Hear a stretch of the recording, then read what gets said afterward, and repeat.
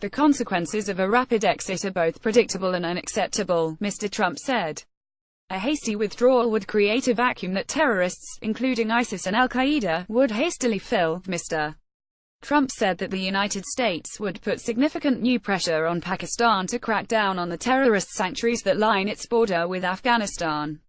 His comments could open a turbulent new chapter in relations with Pakistan, which has veered since the September 11, 2001, attacks from being an ally in the fight against terrorism to a haven in which Osama bin Laden hid out until he was killed in 2011. By refusing to place a number on troops or to specify benchmarks for success, Mr. Trump was in essence shielding himself for potential backlash from his political base and from the American public, which has grown weary of the war.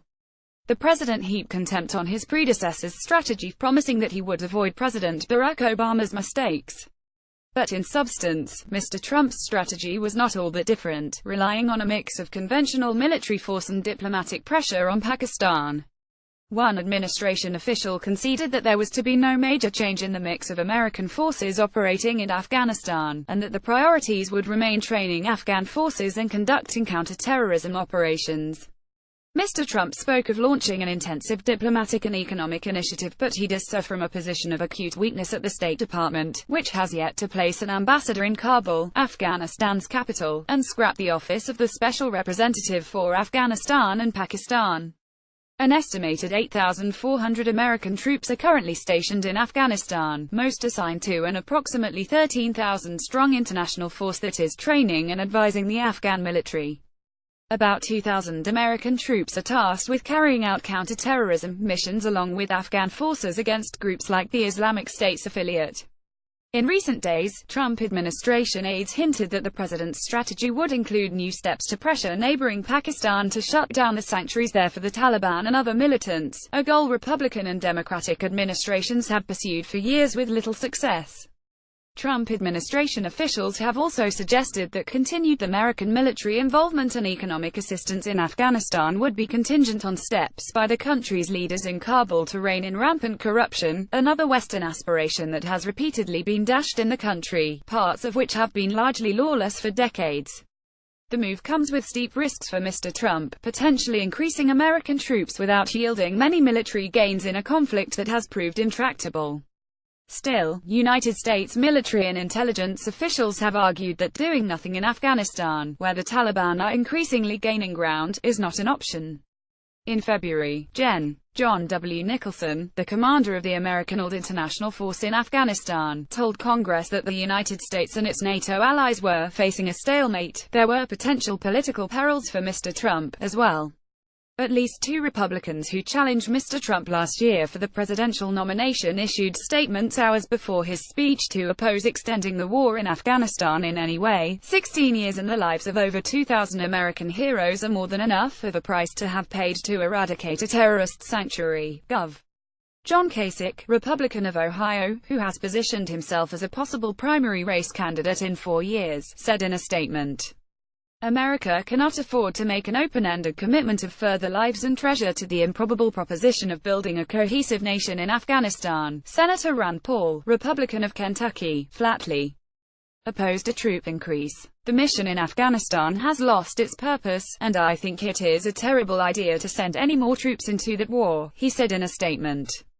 The Afghanistan strategy was a consequential moment after a tumultuous week for Mr. Trump, whose response to racially charged violence in Charlottesville, VA, raised questions about his ability to shoulder the responsibilities of a president. Having missed an opportunity to calm the tensions after that unrest, he faced the challenging task of marshalling public support for a potentially bloody military mission.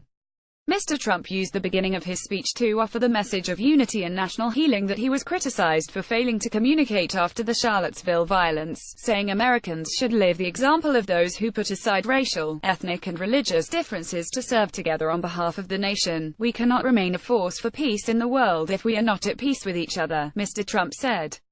"Let us make a simple promise to the men and women we ask to fight in our name that when they return home from battle, they will find a country that has renewed the sacred bonds of love and loyalty that unite us together as one." Mr.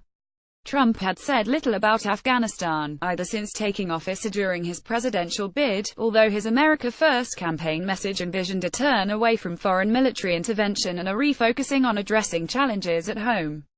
As a private citizen, he was actively hostile to American involvement in Afghanistan, dwelling on the high cost of the lengthy conflict and suggesting there was no way for the United States to succeed. In a 2012 post on Twitter, Mr. Trump questioned why American forces continued to train Afghans, writing, "Afghanistan is a complete waste.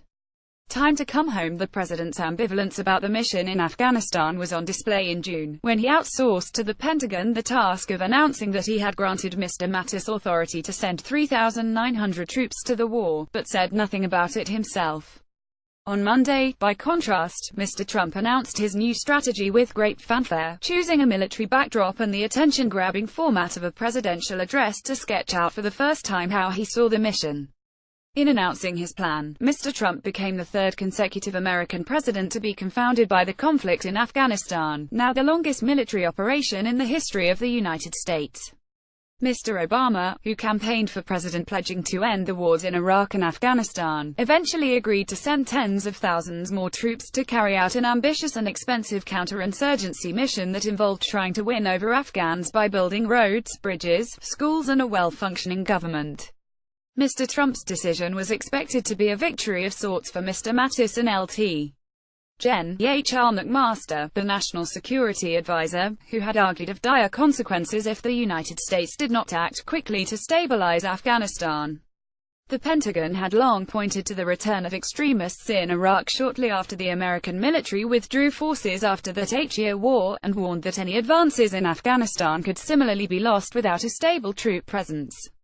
The strategy was announced the week after Mr. Trump dismissed his chief strategist, Stephen K. Bannon, who had argued forcefully against sending more troops. Mr. Bannon had warned doing so would be a slippery slope toward nation-building, and agitated for alternatives, including using private contractors instead of American forces. As such, the strategy raised new political perils for the president as it risks alienating core supporters who are leery of United States involvement in faraway conflicts, and disdainful of spending taxpayer dollars on things that do not directly benefit Americans. In the hours before Mr. Trump's speech, Breitbart News, the conservative news site to which Mr. Bannon returned after his departure from the White House, published several articles critical of the president's anticipated announcement, one of them suggesting that he was proposing an extension of the failed status quo.